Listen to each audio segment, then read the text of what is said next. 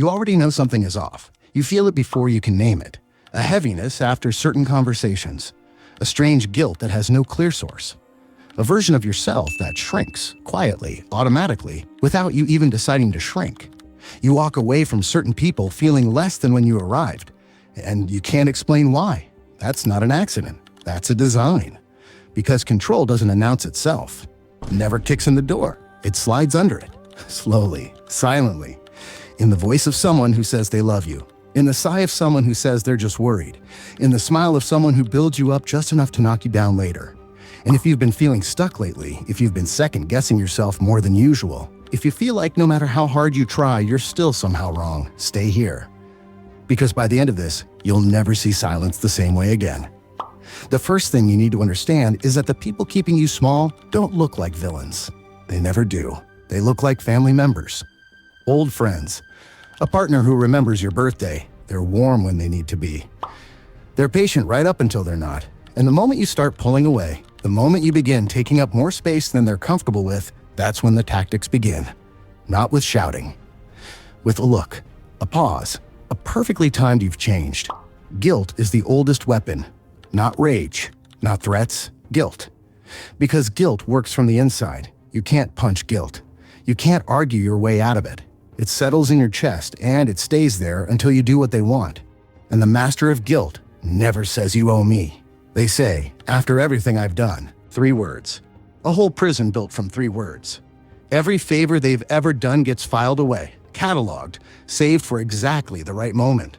When you try to set a boundary, when you start saying no, when you finally start choosing yourself, that's when the receipts come out.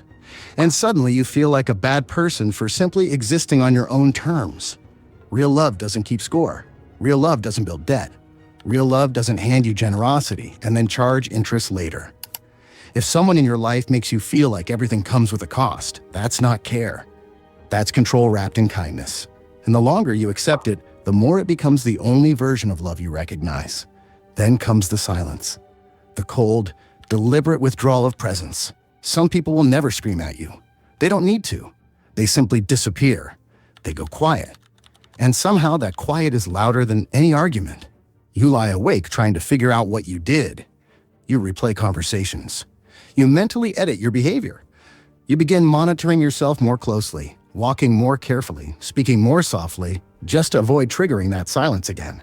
That's not peace. That's captivity with better lighting. Silence is not inherently cruel. Real silence can heal. Real silence can clarify.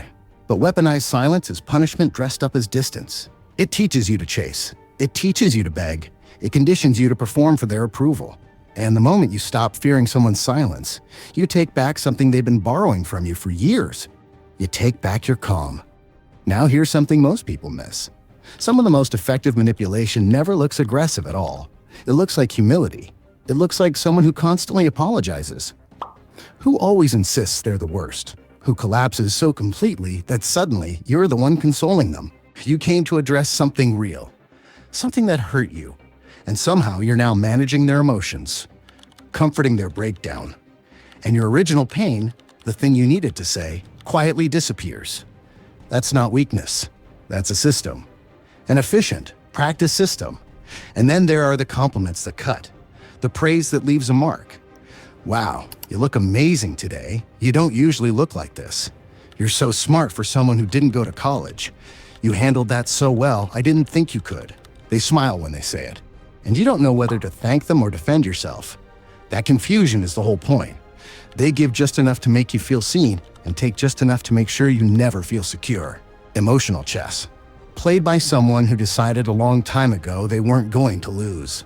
But the deepest form of control isn't done to your circumstances. It's done to your mind.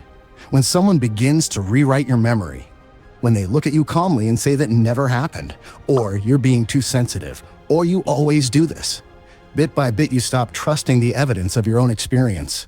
You begin to wonder if your feelings are even real, if your version of events can be trusted, if maybe, somehow, you really are the problem. That is not confusion. That is colonization. Your mind being occupied by someone else's narrative. And the only way out is to stop asking them to confirm what you already know. The moment you stop needing their version of reality to validate your own, you begin to come back to yourself. There's a pattern underneath all of this, a current running through every tactic.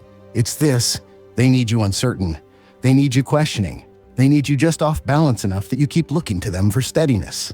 Because the moment you become solid in yourself, the moment you stop needing their approval to know your own worth, the control evaporates, and they feel that shift before you even announce it. That's why the attacks intensify when you start growing. That's why things get harder right when you start getting clearer. You're not going crazy, you're getting free. You have to understand something about the life you're building. It doesn't get built in moments of inspiration. It gets built in the quiet, undramatic decision to keep going anyway. To study when you don't feel like it. To put down the phone when it's calling to you. To choose the next right action instead of waiting until you feel ready. Because here's the truth that nobody wants to say out loud: you will never feel ready. Ready is a feeling that comes after the work, not before. The people who seem to have everything together didn't wait for certainty. They moved through uncertainty. Consistently. Without applause. Every hour you hand over to distraction is an hour someone else is using to get ahead. Not to shame you. To wake you up. Because you already know this. You feel it every night when the day is over and you haven't done the things you said you'd do. That ache isn't weakness. That's awareness. And awareness is the beginning. The moment you see the pattern loses power over you. Stop measuring yourself against other people's timelines. Someone else's progress is not your delay.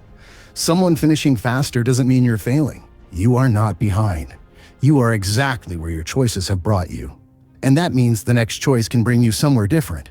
That's not a small thing. That's everything. This is the moment. Not tomorrow. Not when things calm down. Not when life gets easier, because life won't get easier first. You get stronger first. And strength doesn't come from perfect conditions. It comes from deciding, in imperfect conditions, to move anyway. No one is coming to untangle the strings. That's your work. But you've already started.